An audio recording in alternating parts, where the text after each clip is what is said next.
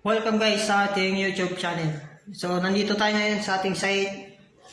So ito po ay kwarto. Makikita po natin yung kanyang muling ay napalitan na po siya. So makinis po yung ating pong palitada.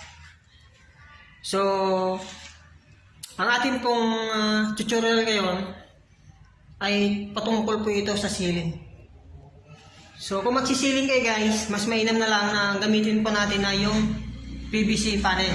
So ito yung PVC panel guys, meron na po siyang design at malinis po siya.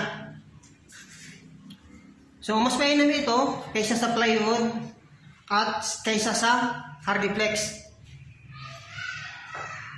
Ayun nga lang guys, meron po siyang kamahalan, pero mas labis po ito.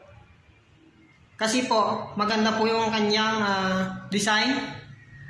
At maganda po ito talaga dahil malagaan po siya, magaan. So hindi mahihirapan yung metal paring. So kung gagamitin natin guys yung hardiplex, ay napakabigat po yung hardiplex. At saka doon guys, gagamitin pa natin siya ng pintor. Pipinturan pa po natin siya. Pero ito, pag PVC panel, meron na po siyang design. Kahit ano pong gusto yung design, pwede po tayo mamili. At kahit ano pong kulay. So mas maganda po ito. PVC panel. So pupunta natin guys yung hardiplex. So makikita natin meron po siyang disadvantage. So, abangan po natin yung hardiplex. Papakita ko po sa inyo kung bakit mas maganda ang PVC panel. So, ito na guys yung hardiplex po na ceiling.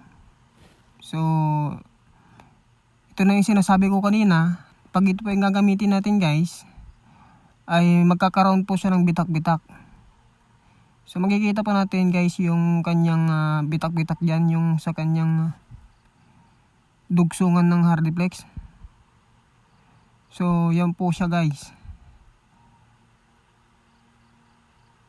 So mas mainam po guys na PVC panel ceiling na lang yung atin pong gagamitin para hindi po natin ma-encounter itong hardiplex na ganito pag ito po yung ating gagamitin na ceiling.